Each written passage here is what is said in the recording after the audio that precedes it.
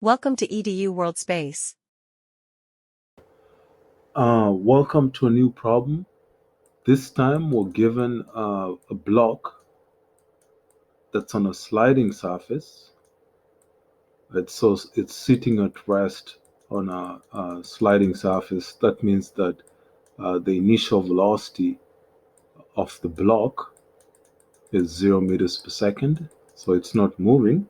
That's what we're given. And then also we're told that the coefficient of kinetic friction for this surface is 0.2. Another piece of information that we're given is the mass of the block, which happens to be 1.20 kilograms. We're also given a bullet, so there is a bullet that's fired. So this is kind of like the before, what happens before. So a bullet, uh, uh, the mass of the bullet, we're going to call it L, is given as 5 grams. And we can change that 5 grams right away to kilograms by saying this is multiplied by 1 kilogram of a thousand grams, and that gives us 5 times 10 to the negative 3 kilograms. That's the mass of the bullet. The bullet is moving with an initial velocity that happens to be the the bullet has an initial velocity. We still don't know what that is, and that's what we want to find out. What's the initial speed of the bullet? That's our goal. Okay, given all this information, the second aspect of the problem is once the bullet hits the block and sits inside of it, the block starts to move in the right direction, and so the outcome of this movement is a distance travel equivalent to, so we're going to call that S equals to 0.310 meters. That's the distance traveled. It's going to come to a stop. So the block is going to stop at some point. Okay, the block is going to stop at some point. And that's the distance covered. There's almost some, I would say, some resistance from friction. So there's a frictional force pointing in the opposite direction of the motion, F of F. And we can always compute that friction. Okay, we can compute that frictional force. So two ideas we're going to use. We're going to use the law of conservation of momentum.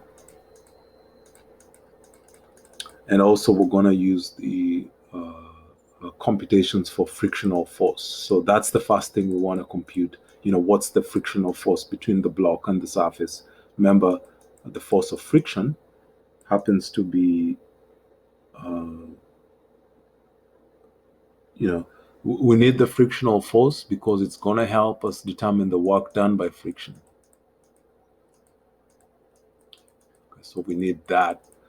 We have the frictional force is mu times the normal force. Remember, when this thing is moving, there's a normal force pointing that way, and then there's a weight, the weight of the block.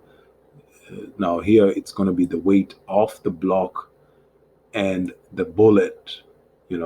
So we have the mass of the block plus the mass of the bullet together. Okay, so the first thing we want to do is obviously compute that frictional force. So this becomes F of F equals to mu times the mass. This is kind of like the combined mass of the block and the bullet times the acceleration due to gravity. And so that's the information we're given. And then on top of that, we want to find the the work done by friction, and that's just the frictional force times the displacement, this S displacement right here. And so the work done by friction is mu times mb plus ml g times S. That's the work done by friction. The second part of the problem, we have to so our goal is to find the initial velocity of the bullet. A law of conservation of energy. So here we're using law of conservation of energy, and we're saying that the so we're using two laws. First of all, law of conservation of momentum.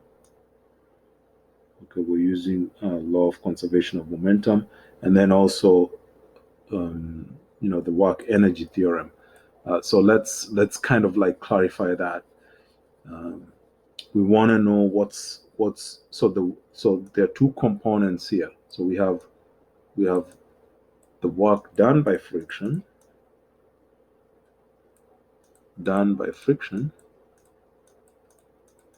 it's going to be equivalent to the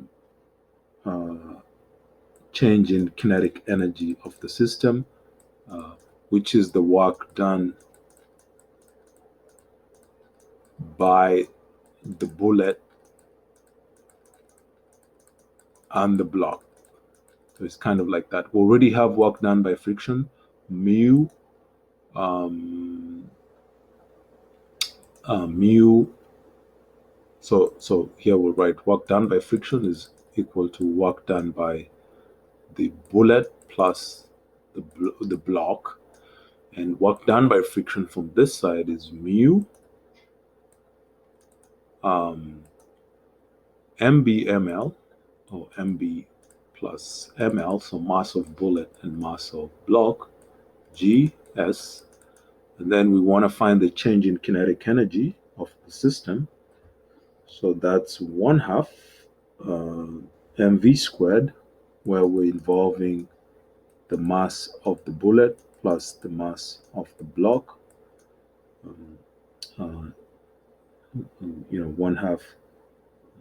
mv squared, and then times the velocity, which is the final velocity of the system. Remember, if you go back, you see that the system, it's going to be moving this way with the final velocity.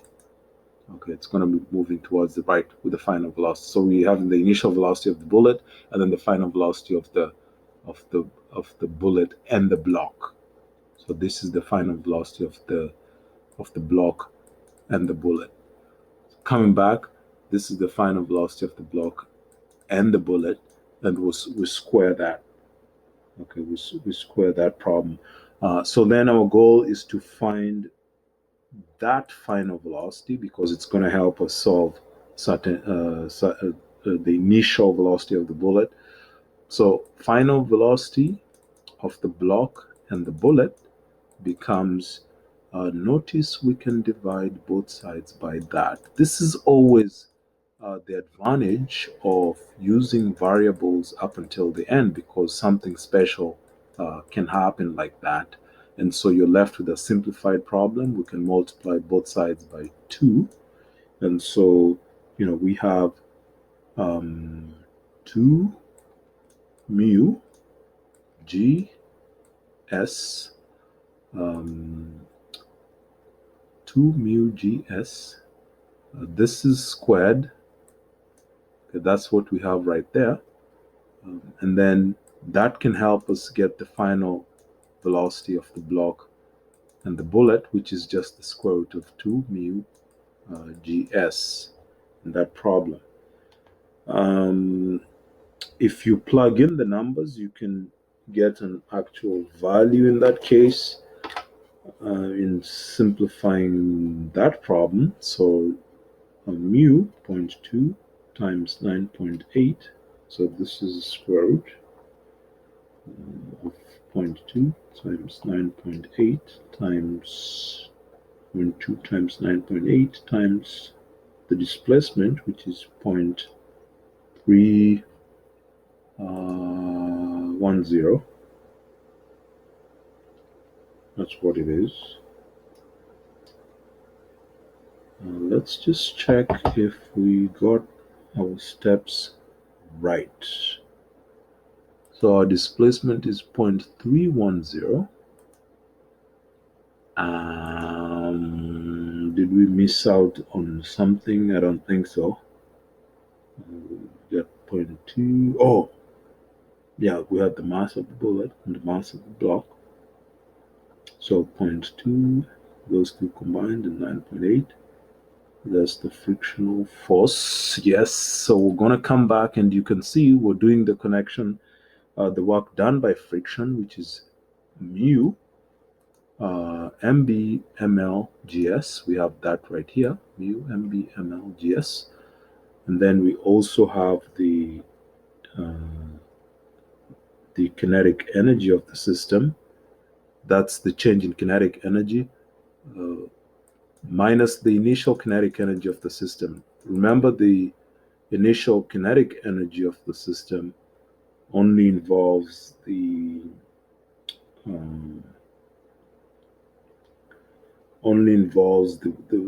bullet.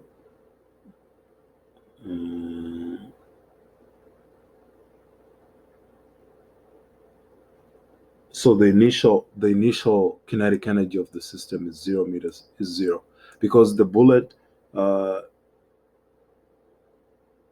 bulletin block, the initial velocity of the block is 0. So, you know, the wooden block is at rest. Okay, so the wooden block is at rest, so we can always ignore that. We can always ignore the initial velocity, and then, you know, plugging in these numbers, we bring the 2 up, so we have 2 mu gs. Okay, we have 2 mu gs, and then the final mass. We have the final mass,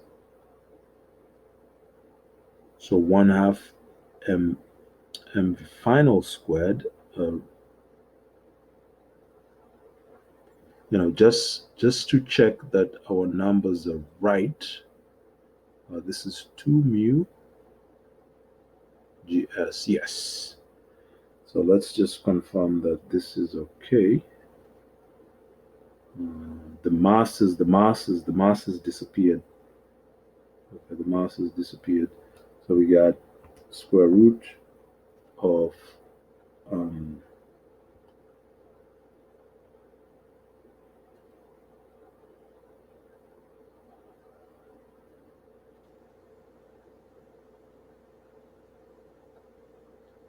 2 times mu times 9.8 times s, which is 0.310, and that should give us, very good. Yeah, we're on the right track.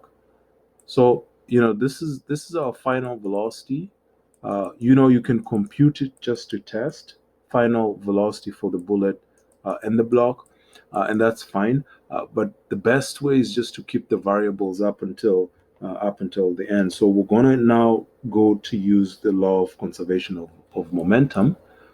So using the law of conservation of momentum, we just say the initial momentum of the system equals the final momentum of the system. So we want to think about the initial momentum of the system, and that's the mass of the bullet times the initial velocity of the bullet plus the mass of the block times the initial velocity of the block equals to the mass of the block plus the bullet times a common final velocity of the block and the bullet. Remember, we already have this from this part of the problem. So we come back and plug in numbers. We do know that the initial velocity of the block is 0. This one is 0 because it's at rest. So this is going to be 0. And our target is to find the initial velocity of the bullet. So we're saying mass of the bullet, initial velocity of the bullet equals to mass of block plus mass of bullet times the velocity of the block and the bullet. This is our target, so we divide both sides by the mass of the bullet. And now we can comfortably plug in numbers. We have mass of the bullet, which is we computed to be 0. Or rather, we could we could write it in terms of scientific figures because of the way the numbers are. So we have 5 times 10 to the negative 3 kilograms. That's the mass of the bullet, plus the mass of the block, which is 1.2 kilograms. Actually, we should switch positions because the left side is the block and the right side is the bullet, just to make sure you're comfortable with the process. So 1.2 kilograms and then plus 5 times 10 to the negative 3 kilograms, like that.